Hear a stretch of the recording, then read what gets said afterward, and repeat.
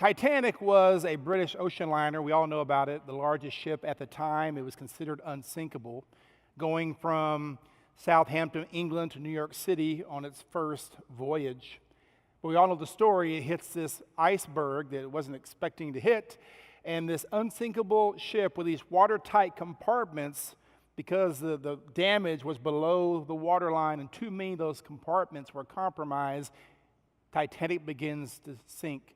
And a little over 2.5 hours after it struck the iceberg at 2:20 a.m., April 15th, 1912, it goes underwater. Only equipped with 20 lifeboats, yet it had 2,240 passengers on board. Of those, only 706, a third of them, got in lifeboats. The remaining 1,517, two-thirds of them, died in the frigid waters. It was one of the worst disasters at that time that they'd ever seen before. What a tragedy. It's a great tragedy, and all these people were trying to get off the boat, but they couldn't get off the boat. Well, you can imagine for a moment this morning that we are on a boat and it is sinking, but unlike the Titanic, there are plenty of lifeboats. There's no reason all of us cannot get onto a boat. And yet, what would you think of someone who could get onto a boat from the shipping sink, a lifeboat, and yet did not do so? That would make no sense. Why would people ever stay on a sinking ship? Well, we do it all the time. And we're talking about that today as we conclude our series called Revealing Revelation. We're going to end today with chapter 18, as you saw in the reading, and we're going to pick back up in 2025 later on in the year to finish the series with the second coming of Christ and talking about heaven. But this has been a series that's been really a broader view of the book of Revelation. Many of us, including myself, are taught a view that's only about 200 years old. A very view that focuses everything in Revelation to the kind of a futuristic time. But yet the church that has lived historically, and even the church globally today, has had a broader view of Revelation, not just of the future, but the past, the present, and the future. And that has been our focus in this series. We've been trying to read it responsibly and kind of rescue Revelation from some of the hype and sensationalism. And it's the only book in the Bible that promises a blessing for those who read it, those who hear it, and those who obey it. So we also will hear it in every single service, and hopefully God will bless you through those readings. And so it is apocalyptic literature. It is apocalypse, the revelation, the apocalypse. Apocalypse, this is a Greek word, of Jesus Christ. He reveals himself to John, who's on the island of Patmos. And John realizes that things are not as they seem. Revelation uncovers and reveals what is really happening in life and history. It is an opening up. It is a pulling back the curtain to what's really going on in our world. That's what Revelation is. And today we were in this difficult passage, different chapters, chapter 17 and 18, and it begins 17 verse 1 like this. And just know that when John is writing, he's on the island of Patmos, and he's writing cryptic language, because if the Roman authorities get this revelation, this apocalypse, he'll be in trouble if he uses the name Rome. So instead of Rome, he substitutes Babylon or prostitute. And so the people knew what he was talking about, but the Roman authorities did not. And here in 17:1 it says, one of the seven angels who had the seven bowls came and said to me, "Come, I will show you the punishment of the great prostitute who sits on many waters. With her the kings of the earth committed adultery, and the inhabitants of the earth were intoxicated with the wine of her adulteries." Again, it's an impressionistic language. It's symbolic. This is not literal. But he's saying that Rome is like this prostitute. Basically, and the idea here, 4 times the word prostitute is used here in chapter 17, and it makes sense because it says here that she's influenced kings and people of the earth. And so this prostitute has gotten around to a lot of people, if you know what I mean. And so he says her influence has been global, trans-cultural, he said national in her connection with the world. And and a prostitute's a good image because you pay a price for the prostitute. And they will be paying a price if they actually follow her. She's sitting by waters, or literally it means sitting on waters. The great empire of Babylon. Babylon sat on the Euphrates rivers. It sat Euphrates River, and it sat actually on that river, and there are irrigation canals all through the city of Babylon. And so Babylon actually sat on these waters, as it talks about here. And you heard in the reading that the waters really represent the peoples, multitudes, and nations, and the languages all throughout the world. So she's kind of sitting above all the people. The picture is she influences the entire globe, kings to average citizens. And 6 times in chapters 17 and 18, the word adultery is used. The idea that she has this grip on people, and adultery in that time was used as a substitute. When you substitute your worship for God, you'd worship other gods instead. It was called, in the Old Testament, prophets would say, if you worshiped other gods rather than the true God, you were committing adultery. And so that's part of the language used here. We've crawled into bed with God's substitutes. And that's the language he's using in this passage. The world's been intoxicated by her. And so many of us this morning woke up in Babylon. We've been intoxicated by her. We live in Babylon. And so he describes her beginning in verse 3. He says, then the angel carried me away in the spirit into the wilderness, where I saw a woman sitting on a scarlet beast that was covered with blasphemous names and had 7 heads and 10 horns. The woman was dressed in purple and scarlet and was glittering with gold, precious stones, and pearls. She held a golden cup in her hand filled with the abominable things and with the filth of her adultery. So the angel takes him away, gives him this vision, a description of this woman. She's sitting on a scarlet beast. Think back in Revelation 13. We talked about the beast. He's on this beast, this red beast with blasphemous names. Why? Because the beast is claiming to be God, claiming to be worshipped. So she's kind of sitting on this thing, claiming to be God, claiming to be worshipped, dressed in seductive, beautiful clothing and wearing jewelry, and she's making herself attractive. And it says here she held this cup with abominable things and filled with immorality, filled with idolatry. And so our cups are filled to the brim with worshiping the wrong things. And then in verse 5 it says, and the name written on her forehead was a mystery, Babylon the Great, the mother of prostitutes and of the abominations of the earth. And so in the Roman world, sometimes prostitutes would wear headbands with their names on it. And so she had a headband. She was the great prostitute. She was the great Babylon, the mother of all prostitutes. Now, this wouldn't surprise John to hear this language, because the Old Testament prophets often called people prostitutes who were basically turning away from God. Jerusalem was called a prostitute, and Nineveh was called a prostitute, and other cities as well. And so he knew this language, but she was the great prostitute. In fact, she was the mother of all prostitutes. So he's kind of talking about Rome, but he says, you know what, John, he's telling all the readers, Rome is the prostitute, but there'll be more to come, because she's the mother of all prostitutes, all types of false ideologies and false religions and false moralities, and all these false empires that oppose God in the world. So Babylon is the world system of the beast that opposes God. And so the picture of the prostitute, the picture of Babylon, is the same as the beast or the Antichrist. We read back in chapter 13. This is kind of recapitulation, the same kind of imagery. This world system of the beast that opposes God. You might remember back in the book of Genesis chapter 10, where Nimrod founded a city called Babylon. And in chapter 11, that city tries to build this great tower to reach God. This tower trying to make a name for themselves and trying to reach God, trying to actually reach the heavens, it says. It's a picture there in Genesis 11 of Babylon trying to build themselves up and trying to reach the heavens in their own power. A society without God, a society that doesn't listen to God, a society that is his own God.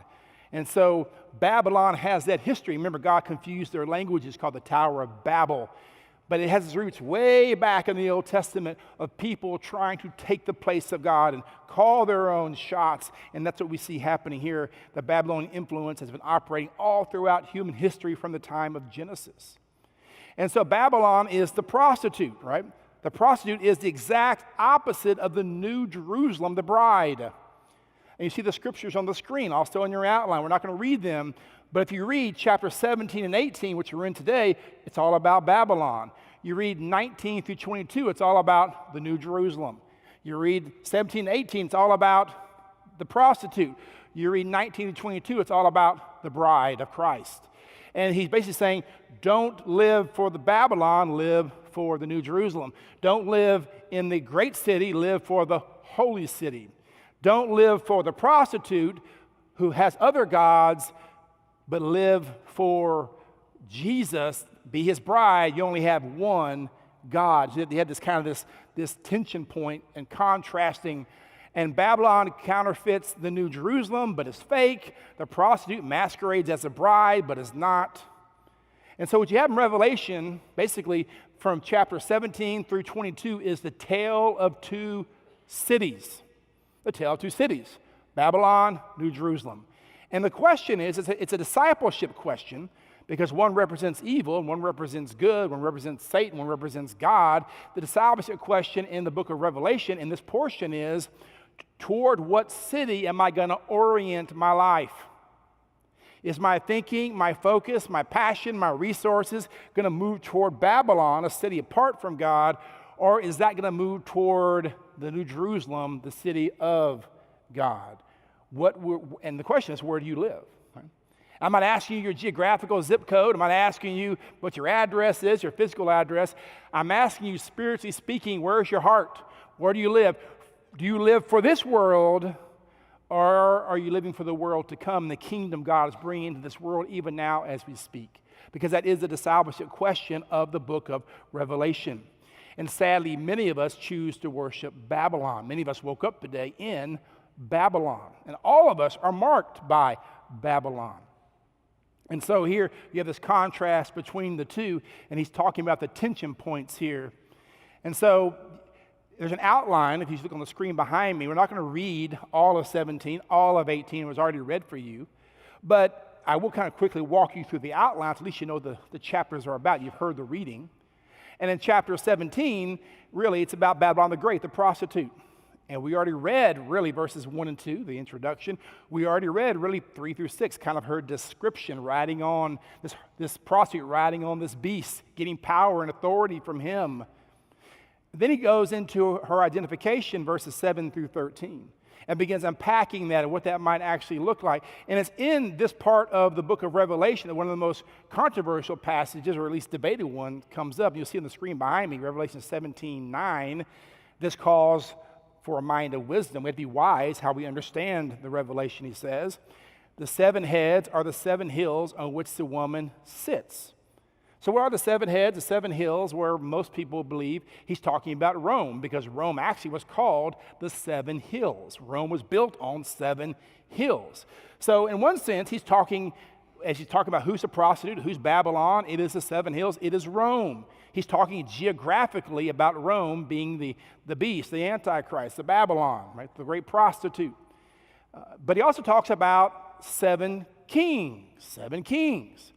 And he says 5 had fallen, 1 is, the other is not yet come, but when he does come, he must remain for only a little while. The beast who once was and is not is an 8th king. He belonged to the 7 and is going to his destruction. What in the world does all that mean? It's anyone's guess. But there's 3 popular approaches to this, one is, as I said, all of it is just geographical, talking about Rome. But another one is, maybe it's about kings or kingdoms. You see the screen behind me, all these kings, these emperors. 5 have fallen, Augustus through Nero. 1 is, Vespasian is, and 1 yet to come, Titus, and the beast is an 8th, Domitian. So some say he's talking about the emperors. I think it's kind of hard to get that, because you have to kind of play with the emperor to fit the scheme. The next screen is probably more helpful, and maybe the 7 kings are not kings, but they're kingdoms. 5 have fallen, Egypt, Assyria, Babylon, Persia, Greece. 1 is, Rome is in charge. 1 yet to come, that's the revived Roman Empire. Really all Antichrist empires that exist between the first and second coming of Christ. And the 8th one, the beast will come in the end as the Antichrist, the ultimate Antichrist we'll face one day. So some say, and I kind of favor that one a little more, but some say it's geographical Rome, it's historical, it's talking about kings or kingdoms. And others say, which I actually like this idea too, it's just symbolic, right? In Revelation, almost all numbers are symbolic. And what is 7? The number of completion.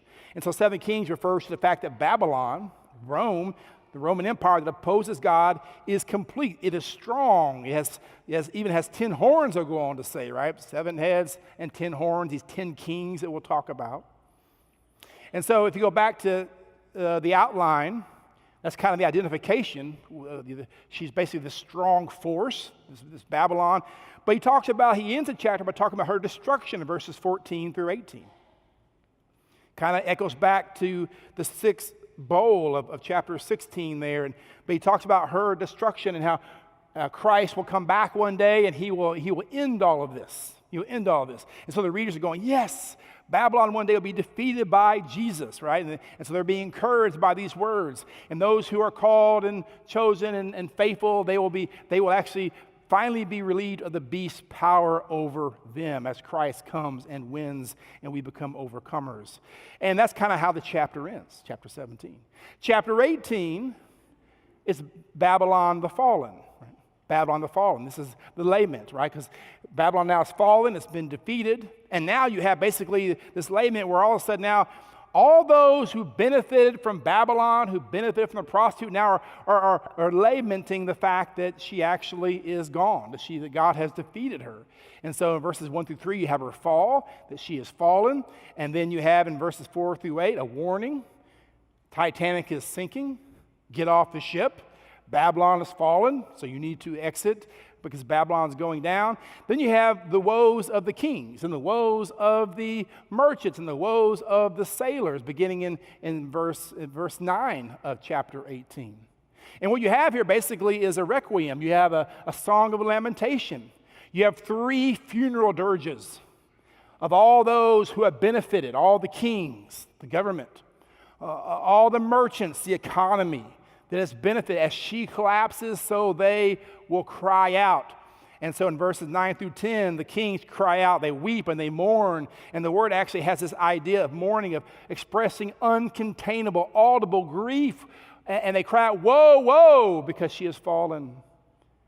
And so then you have the woe of the merchants, 11 through 17. They've also benefited from her, right? And note, they don't grieve because they've lost Babylon. They grieve because they've lost their bottom line.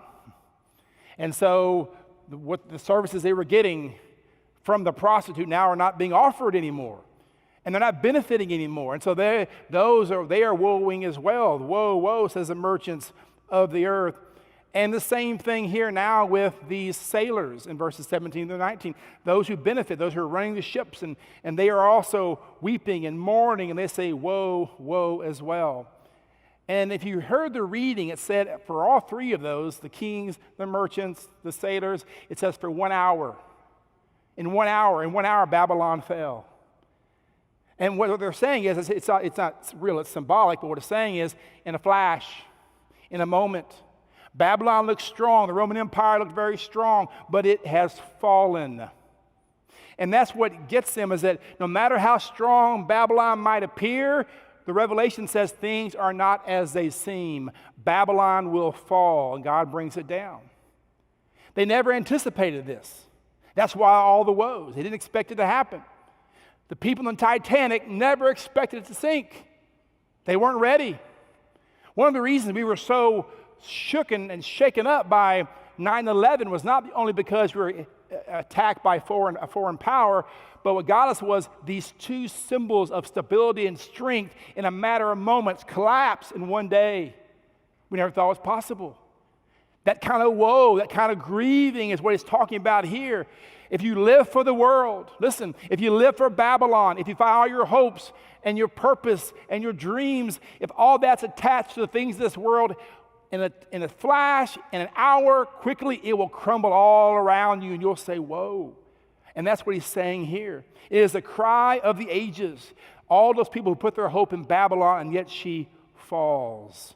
And so they've invested in the prostitute, they paid the money, and they wake up next morning, she's gone. And that is the emptiness that this is picturing for us here. And then in verse 20, you have the rejoicing of the people of God. What a contrast. You have all these people living for Babylon who are mourning, but they're even commanded, you heard the reading, they're commanded, all believers on the earth, worship with those in heaven. Commanded to worship. Not worship because there's judgment falling on the earth. Not worship because people who are not following Jesus are judged. That should break our hearts. But rejoice. Why? Because now the prayer of chapter 6 of how long, Lord, when are you going to make things right? That prayer has finally been answered. And judgment has come, and justice now is coming into the world, and wrongs are being made right. And so we rejoice in that. And then the chapter concludes in 21 through 24 with the destruction of Babylon. Its destruction. The angel says it's like a big millstone. It gets thrown into a big body of water, right into the sea. It might make a big splash, but in a matter of moments, the sea calms and it's still again, right? There's no record of her. Babylon disappears into oblivion. As big and strong as she is, now she's gone. That's the picture here. And you might have heard the reading, music of harpists and pipers says, will not be heard again. No more culture, no more art.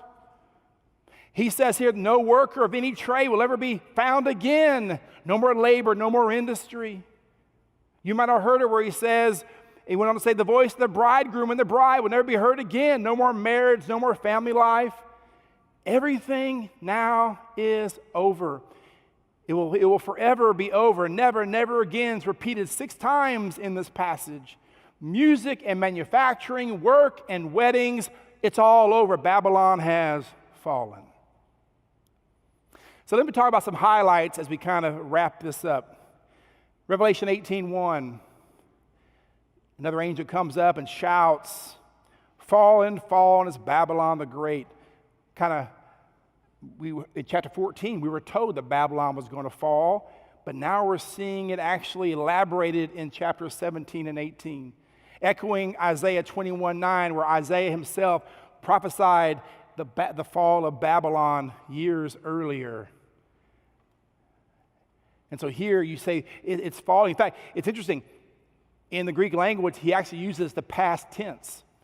Babylon has fallen. Babylon has fallen. He is so confident that Babylon's going to fall, he acts like it already happened. Signed, sealed, and settled. Babylon is falling. Why stay on a sinking ship? Babylon has already fallen. And then Babylon falls because evil always self-destructs. Evil always turns on itself. You might have heard that in the reading. Verse 17, chapter 17, 16 talks about the beast with the 10 horns will now hate the prostitute, will bring her to ruin, leave her naked. She was sitting on the beast, getting authority and strength from the beast. And now when the beast is through with her, as a prostitute is often used, when the beast is through using her, the beast now will turn on her and allow and destroy Babylon. Friends, whenever you allow Satan to prop you up, I promise you, he will let you down.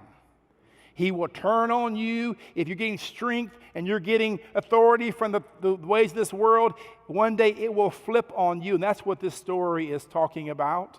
A powerful image of self-destruction, of the imploding of Babylon. A life that goes against the Word of God and God's way will eventually implode upon itself. Does God judge Babylon? Absolutely, but He doesn't really have to, because it is falling on itself and self-destructing. When you follow the world, you fall with the world. And then in chapter 18, verse 4, another verse says, come out of her, my people. Now we get to application. He's basically referring to Jeremiah 51:45. Come out of her. Jeremiah, as Isaiah had said. Now Jeremiah says, hey, if Babylon is falling, if the Titanic is sinking, it's time to get off. We are called to come out of Babylon. And of course, what's the presumption here? What's the assumption? What's he presupposing? He's presupposing we're in Babylon, calling us out of Babylon. For 2 reasons. What does he say here in this passage? He says, so you will not be seduced by her. He says, come out of her, my people, so that you will not share in her sins, so that you will not receive any of her plagues. For her sins are piled up to heaven, and God has remembered her crimes. He says, so you will not share in her sins. That word share means fellowship.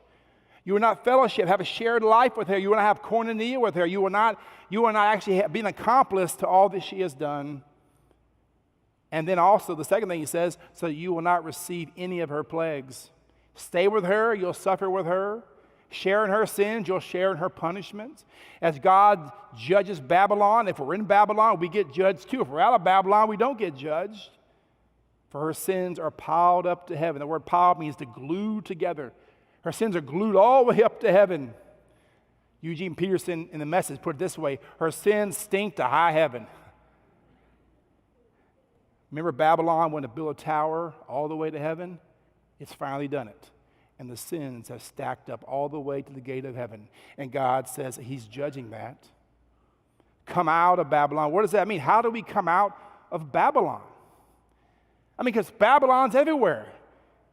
Babylon's over all the people, over all the waters, everywhere you look is Babylon. Well, Jesus helps us with that in John 17:15. My prayer is not that you take them out of the world, he prays, but that you protect them from the evil one. Protect them from Satan, the dragon, the beast, the Antichrist. They are not of the world, even as I am not of it. Sanctify them by the truth. Your word is truth. As you sent me into the world, I have sent them into the world. We have to be in the world, but we don't have to be of the world. We are sent to live bold lives in the world. I love what Jesus said. He said, I'm not going to take them out of the world. How can they do that? How do you leave this world physically?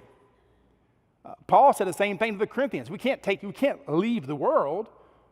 We're called into the world. Jesus says, I don't want to take them out of it. I've called them into it to live a bold life, to be sent people in the world, loving Babylonians. Where you live, learn, work, and play. You are in the Babylon. You are in the world. You are loving them. But you don't have to have, you could be in Babylon, but Babylon does not have to be in you. You could be in Babylon physically, but spiritually you come out. Spiritually, you say, you know what, I'm not going to be seduced by the culture and the allurements of Babylon. It's the missionary posture of being in foreign territory, being in it, but not of it. In Babylon, not of Babylon is what's he's saying here. And then 1 John 2:15 again reminds us, Babylon is the embodiment of this passage. Do not love the world or anything in the world. If anyone loves the world, the love of the Father is not in them. For everything in the world, the lust of the flesh, the lust of the eyes, the pride of life, comes not from the Father, but from the world. Listen to this. The world and its desires pass away. Babylon is falling. But whoever does the will of God lives forever. Every Christian in every age has to be careful about the lust of the flesh, right? The lust of the eyes, the pride of life. These things, why? It's easy to be seduced by them, but this passage tells us they are not able to fulfill. Why? Because all those things are passing away. The things you live for, things I live for, things that bring us meaning, they're all passing away. The ship is sinking. He says, if you love this world, when it passes away, you'll pass away with it. You'll sink with it.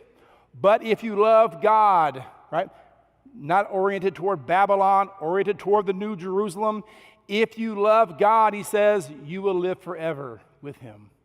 And so our heart has to be in the right place. So discipleship is hard. We're in Babylon, we can't be of Babylon. Let me give you some marks real quickly of Babylon in case you're not sure what Babylon is. He talks about here in this passage. The first one is sensuality. Babylon worships pleasure, the lust of the flesh. You saw that adultery, mentioned over and over again, intoxicated, adultery. Here he 6 times talking about adultery. He's talking about Babylon as sensual, right? It is sexual sin, but also other sins, a passion of the flesh, a pursuit of pleasure. Man, I think all of us are marked by Babylon. We desire pleasure and passion, but it's the way of Babylon, the way of the beast. And so my pursuit of passion and pleasures, if I'm not careful, I'll be marked by Babylon and the beast. Materialism, Babylon worships things, the lust of the eyes, wanting things, right? The one was dressed in all this beautiful clothing and gold, excessive luxuries. Chapter 18 talks about. And we live in a world that loves things. We love things. Babylon is materialistic. Babylon's about stuff. It's about things. If you live to get stuff, if that's your ultimate meaning, to acquire and to get stuff in your standard of living and how you live your life, if that's how we are living, finding our self-worth and our stuff, we are living in Babylon. And so we have to think about, do my possessions possess me? If they do, I live in Babylon. And so you're thinking, okay, am I in Babylon today? Pride, Babylon worships self. And so you heard in chapter 18 where she talked in verse 7 about her boast. I sit enthroned as queen. I am not a widow. I will never mourn. This pride of presumption. I will never fall. Titanic will never sink. Towers will never fall. This idea that life will go on. Many of us think life is going to go on as it always has gone on. But that is that sin of pride. The original sin of Genesis, them trying to build a tower up to God, Genesis 11. This pride, if you catch yourself being proud, and here's what that looks like, by the way. If you're saying things like, I'm going to do what I want to do, and I'll ask God maybe to bless what I do, that's Babylon. What's New Jerusalem? God, what do you want me to do? I'll do what you want me to do. That's New Jerusalem. And man, it's amazing how sensual we are, how materialistic we are, how proud we are. Man, the American dream is a lot about Babylon, isn't it? A lot about Babylon. America is Babylon. Let's be honest. And we live in it. Idolatry, Babylon worships idols. And so you saw there in chapter 17 all the adultery it talked about. And again, as I said, abominable things, that was a term in the Jewish culture. Abominable things was a term for actual idolatry, worshiping other gods instead of the true God, committing adultery with God's substitutes. And so if I'm worshiping sensuality, if I'm worshiping material things, worshiping myself and my pride, it's all idolatry. And so we must be careful. What is your focus of your mind? What is your heart directed toward? What do you give your energies toward? Those things are your gods. So what are those things for you? If it's not the true God, that is idolatry, and you're in Babylon. Do you realize we're all in Babylon today, right? We struggle. It's okay to be in it, but we can't be of it. And many of us are of it. We have to constantly ask God to help us with these things. Domain misuse, we saw it throughout here. Babylon seduces powers. Not going to say much about that, but what you see in chapter 17 and 18? What? The kings of the world, the merchants, they're all saying, and the sailors, whoa, they're grieving in the morning. Why?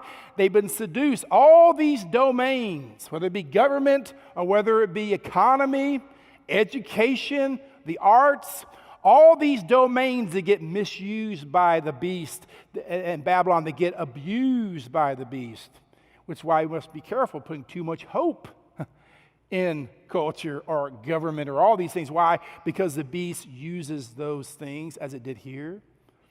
Injustice. Babylon mistreats people. Babylon mistreats people. You saw in chapter 18, verse 13, he mentions 39 commodities that they were selling and trading, the merchants were.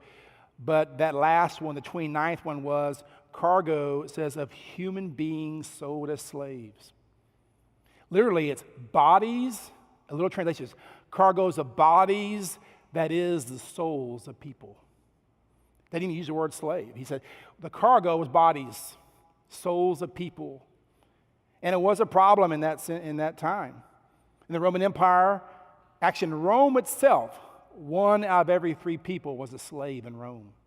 In the empire, 1 out of every 4 was a slave. 60 million slaves throughout the empire was a problem. Prosperity of the empire was tainted with the evil roots of slavery.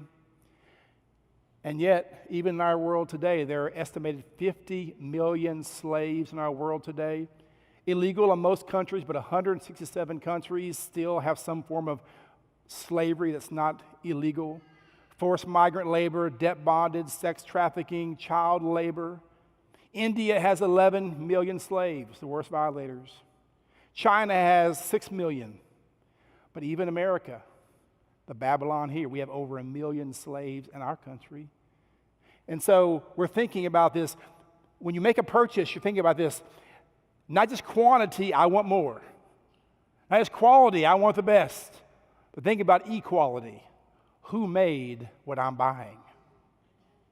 Who made what I'm buying? And how did it get here? How was it attained, acquired? Justice.